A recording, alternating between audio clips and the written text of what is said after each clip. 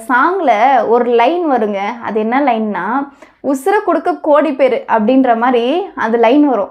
அது வந்து நம்ம தலைவருக்கு செட் ஆகாது, நம்ம தளபதிக்கு வேணால் செட் ஆகுங்க. ஹலோ கைஸ், நம்ம தளபதியோட ஆடியோ லான்ச், அதாவது ஜனநாயக படத்தோட ஆடியோ லான்ச் வந்து நடந்துச்சு. அந்த ஆடியோ லான்ச்சில் நம்ம விஜயண்ணா ஒரு சில வார்த்தை வந்து பேசியிருப்பாங்க. அந்த பர்டிகுலர் வேர்டு வந்து என்னோடய மைண்டில் ரொம்ப அட்ராக்ட் பண்ணிடுச்சுங்க. என்ன வார்த்தை அப்படின்னா, எல்லாத்தையும் விட்டுட்டு வந்த என்னோடய ரசிகர்களுக்காக நான் வந்து சினிமாவே விட்டு கொடுக்குறேன் அப்படின்ற மாதிரி சொல்லியிருப்பார். அந்த வார்த்தை வந்து இருக்குங்களே, ஆனால் சத்தியமாக சொல்கிறேன், என்னால் முடியலைங்க. அது எப்படி நான் எமோஷ்னலாக உங்ககிட்ட சொல்லி புரிய வைக்கிறதுன்னு தெரியல. அந்தளவுக்கு வந்து விஜய் நான் பேசியிருப்பார். ஆடியோ லான்ச்சில் விஜய் அண்ணாக்காக அனிருத் வந்து ஒரு சாங் பாடியிருப்பார். கை வீசும் பூங்காற்றே நீ இங்கு நின்றாய், முறைதான் ஒரு முறைதான் உன்னை பார்த்தால் அது வரமே.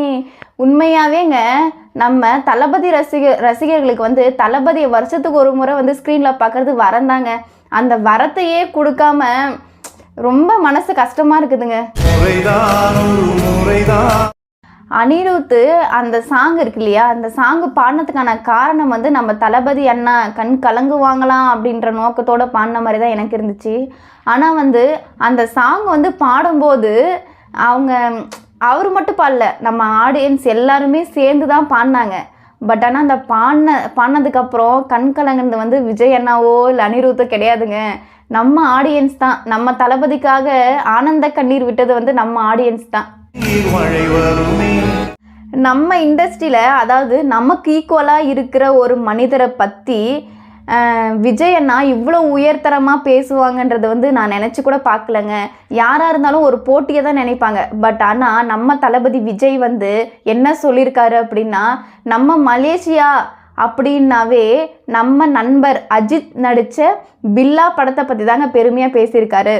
அப்புறம் தான் அவரை பற்றியே அவர் சொல்லியிருக்காரு. என்ன சொல்லியிருக்காரு, நான் நடித்த குருவி காவலன்ற படத்தை வந்து சொல்லியிருக்காருங்க.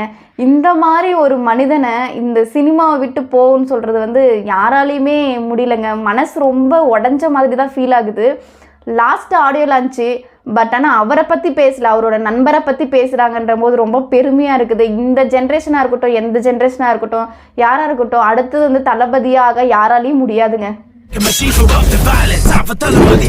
ஜனநாயக படத்தோட இயக்குனர் யார் அப்படின்னு பார்த்தீங்கன்னா எச் வினோத் அவர்கள் தான். அவர் என்ன இந்த படத்தை பற்றி ஒரு புகார் கொடுத்துருக்காரு அப்படின்னா, இந்த படம் வந்து யாரையும் கண்கலங்க கூடாது, அதாவது கண்கலங்க வைக்கிற மாதிரியான படம் கிடையாது, இது வந்து எல்லாருக்கும் ஒரு பூஸ்ட் பம்பான ஒரு படம் அப்படின்னு சொல்லியிருக்காரு. ஏன்னா நான் என்ன அந்த இடத்துல எனக்கு மைண்டில் வந்துச்சு அப்படின்னா, விஜய் நான் படம்னாலே வந்து எல்லாருக்கும் பூஸ்ட் பம்ப் தானுங்க அப்படின்ற மாதிரி தான் எனக்கு தோணுச்சு. இந்த படத்தோட வில்லன் யார் அப்படின்னு பார்த்தீங்கன்னா, இதில் தாங்க ட்விஸ்டே இருக்குது. யார் அப்படின்னா நம்ம பிரகாஷ்ராஜ் தாங்க. இவர் வந்து கில்லி, சிவகாசி இந்த 2 படமே நம்ம தளபதியோட செம்ம ஹிட்டுங்க. இந்த படத்தில் இந்த காம்போ சேம் இதுலேயும் இருக்குதுன்னு சொல்லிட்டு, அதாவது நம்ம தளபதியே சொல்லியிருக்காங்கங்க, இந்த இதுலேயும் நம்ம கெமிஸ்ட்ரி இருக்குது அப்படின்ற மாதிரி கெமிஸ்ட்ரின்னு சொல்லியிருப்பார் நம்ம தளபதி. அந்தளவுக்கு காம்போவாக இருக்குதுன்னு நினைக்கிறேன். பட் இதுலேயும் சரியான ட்விஸ்ட் இருக்குன்னு நினைக்கிறேன். அதாவது இந்த வீடியோவில் ஒரு விஷயம் சொல்லியே ஆகணுங்க. நான் அனிருத் கிட்ட கொஞ்சம் ரெக்வஸ்ட் பண்ணி நான் கேட்டுக்கிறேன். என்னன்னா, அதாவது ஜெயிலர் படத்தோட ஒரு சில வந்து ஒரு வரி சொல்கிறேன் நான். அதாவது அதில் வந்து தலைவர் சொல்லியிருப்பார், இங்கே நான் தான் கிங்கு, நான் வச்சது தான் ரூல்ஸு, இந்த ரூல்ஸை நான் எப்போ வேணால் எப்படி வேணால் மாற்றுவேன், இங்கே ஏதாவது வந்து மாற்றி கலைச்சி போடணும்னு நினச்சா கலைச்சி போட்டுருவேன் அப்படின்ற மாதிரி சொல்லுவார். அதை சொல்லிவிட்டு குக்கும் அப்படின்னு ஒரு சாங் வரும். அந்த சாங்கில் ஒரு லைன் வருங்க. அது என்ன லைன்னா, உசுரை கொடுக்க கோடி பேர் அப்படின்ற மாதிரி அந்த லைன் வரும். அது வந்து நம்ம தலைவருக்கு செட் ஆகாது, நம்ம தளபதிக்கு வேணால் செட் ஆகுங்க. இந்த சாங் நம்ம தளபதிக்கு போட்டிருந்தா எப்படி இருந்திருக்கும், பயங்கரமாக இருந்திருக்குங்க. ஆடியோ லான்ச்சில் அனிருத்துக்கே ஒரு கேள்விங்க. நம்ம தளபதி என்ன சொல்லியிருக்காருன்னா, எம்எஸ்டினா என்னன்னு கேட்டிருக்காங்க. அது கேள்வி கேட்ட அவருக்கு ஆன்சர் தெரில, அனிருத்துக்கு தெரில. அப்போ வந்து நம்ம தளபதியே சொல்லியிருப்பார், மியூசிக் டிபார்ட்மெண்ட் ஸ்டோருன்னு சொல்லியிருப்பார். அது வந்து எப்படின்னா, யார் யாருக்கு எந்தெந்த மாதிரியான சாங்காக இருக்கட்டும், பிஜிஎம்மாக இருக்கட்டும், எல்லாத்தையும் வந்து ஸ்டோர் பண்ணி மைண்டில் வச்சுருக்காருங்க. அப்படின்ற மாதிரி தான் நம்ம தளபதியே சொல்லியிருப்பாரு. நம்ம தளபதியே பெருமையாக பேச வச்ச நம்ம அனிருத்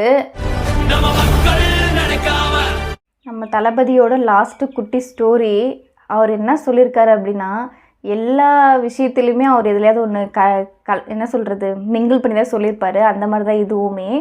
இதில் என்ன சொல்லியிருக்காரு, என்ன ஸ்டோரி அப்படின்னு பார்த்தீங்கன்னா, ஒரு கர்ப்பிணி பெண் இருக்காங்க. ஒரு ஆட்டோக்காரங்க வந்து ஒரு கர்ப்பிணி பெண்ணை வந்து ஆட்டோவில் ஏற்றிட்டு போகிறாங்க. அப்போ வந்து பார்த்திங்கன்னா மழை ஓவராக பெய்யுது. அப்போ வந்து ஆட்டோக்காரர் வந்து அந்த கர்ப்பிணி பெண்ணுக்கு அவர்கிட்ட இருக்க கொடையை வந்து கொடுத்துட்டு அந்த கர்ப்பிணி பெண்ணு கேட்குறாங்க, நான் இந்த கொடையை உங்களுக்கு நான் எப்படி திருப்பி தரது, நீங்கள் யாருன்னு தெரியாது அப்படின்னு சொன்னேன். அதுக்கு அந்த ஆட்டோக்காரர் வந்துட்டு தேவைப்படுறவங்களுக்கு கொடுத்துட்டு போயிடுங்க அப்படின்ற மாதிரி சொல்கிறாங்க. அந்த கர்ப்பிணி பெண்ணுமே ஹாஸ்பிட்டலுக்கு போகும்போது அங்கே ஹாஸ்பிட்டலுக்கு வெளியே ஒரு பெரியவர் வந்து ரொம்ப குளிர் நடுக்கத்தோடு நிற்சிட்டு மலைக்கு பயந்துட்டு ஒதுங்கி நிற்சிட்ருக்காரு. அவருக்கு வந்து இந்த கொடையை அந்த கர்ப்பிணி பெண்ணு கொடுத்துட்டு போயிடுறாங்க. கொடுத்துட்டு போனதுக்கப்புறம் அந்த பெரியவரும் கேட்குறாங்க, நீங்கள் யாருன்னு எனக்கு தெரியாது, எப்படி நான் இந்த கொடையை உங்களுக்கு திருப்பி தர்றது அப்படி சொல்கிற மாதிரி கேட்குறாங்க. அந்த பொண்ணு வந்து சிரிச்சிட்டே வந்து தேவைப்படுறவங்களுக்கு கொடுத்துருங்கன்னு சொல்லிட்டு போயிடுறாங்க அந்த இடத்த விட்டு. அந்த பெரியவரும் வந்து பஸ்ஸு ஏறுற வரைக்கும் வந்து மழை பெஞ்சிட்ருக்கு இல்லையா, பஸ்ஸு ஏறிட்ட அப்புறம் ஏறுறதுக்கு முன்னாடி ஒரு அம்மா வந்து பூக்கடையில் நிச்சிட்டு கொடைக்கு பதிலாக வந்து ஒரு அட்டையை பிடிச்சிட்டு நிச்சிட்ருக்காங்க. அந்த பெரியவர் வந்து அந்த அம்மாவுக்கு அந்த கொடையை கொடுத்துட்டு போயிடுறாங்க, பஸ்ஸில் ஏறி போயிடுறாங்க. அந்த அம்மா அந்த இடத்த விட்டு போயிட்டு அவங்க வீட்டுக்கு போகும்போது வந்து வீட்டுக்கு வெளியே வந்து ஒரு பொண்ணு வந்து ஸ்கூல் பொண்ணு, அந்த பொண்ணு வந்து மலைக்கு பயந்துட்டு நடுங்கிட்டு ஒரு ஓரமாக நிச்சிட்ருக்கு. அந்த பொண்ணுக்கு வந்து இந்த அம்மா கொடை கொடுக்குறாங்க, எடுத்துகிட்டு போங்கன்னு சொல்லிட்டு. அந்த பொண்ணு தேங்க்ஸ்ன்னு சொல்லிட்டு போயிடுது அந்த இடத்த விட்டு. அந்த பொண்ணு வீட்டுக்கு போகும்போது அவங்க அப்பா வீட்டுக்கு வெளியே நிச்சிட்டு, இந்த பெரிய மழை வந்திருக்கு, நம்ம குழந்தை எப்படி வரப்போதோ அப்படின்னு நினச்சிட்டு ரொம்ப வருத்தோட வெளியே நிச்சிட்டு பார்த்துட்டு இருக்காங்க. அந்த பொண்ணு கொடையை பிடிச்சிட்டு வருது. அவர் பார்க்கும்போது ரொம்ப ஷாக்காக இருந்துச்சு அவருக்கு. யாரும் இல்லைங்க, அவர் ஆட்டோக்காரர் தான். அவர் கொடுத்த கொடையே அவரோட பொண்ணுக்கு வந்து யூஸ் ஆகிருக்கு.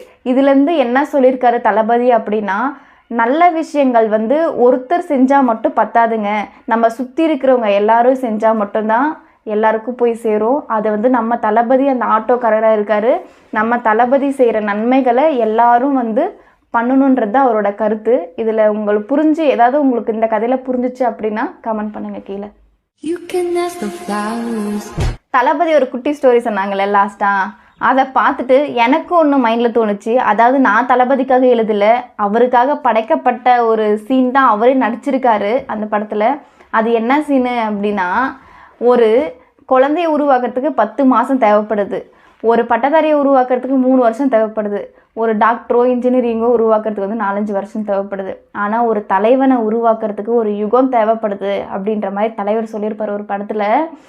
ஆனால் வந்து நம்ம தளபதிக்கு அந்த ஒரு யுகமே தேவையில்லைங்க, இந்த ஒரு பிறப்பிலே வந்து எல்லாத்தையும் சாதிச்சிட்டாரு அப்படின்னு தான் நான் சொல்லுவேன். ஆனால் ஒரு தலைவன் உருவாகிறது நம்ம தளபதியோட லாஸ்ட் ஆடியோ லான்ச்சாக இருக்கட்டும், லாஸ்ட் மூவியாக இருக்கட்டும், நம்ம தளபதியோட படம் இனிமேல் ஸ்க்ரீனில் பார்க்க முடியாதுன்ற ஒரு மன வருத்தத்தோடு தான் நான் அதை சொல்கிறேன். என்னதான் இருந்தாலும் நம்ம தளபதி இந்த அளவுக்கு வந்திருக்காருன்னா அவளோட உழைப்பும் அவளோட திறமையும் தாங்க காரணம். அதாவது படத்துலேயே இவ்வளோ ஹிட்டு கொடுத்து இவ்வளோ மாஸ் கொடுத்து நம்ம ரசிகர்களோட மனசில் இடம் பிடிச்சி இந்த அளவுக்கு பண்ணும்போது நம்ம தளபதி அரசியலுக்கு வந்திருக்காருங்க, நம்ம தளபதி அரசியலுக்கு வந்திருக்காரு. அவர் வந்தால் என்னங்க நல்லது பண்ண மாட்டார், எல்லாத்தையும் பண்ணுவார், எல்லா நல்ல விஷயங்களும் பண்ணணும். நம்ம எல்லாரோட ரசிகர்களோட வாழ்த்துக்களும் நம்ம தளபதியை போய் சேரட்டும். 2026 நம்ம தளபதி தான் அப்படின்ட்டு நான் வீடியோ முடிச்சுக்கிறேன். பாய்.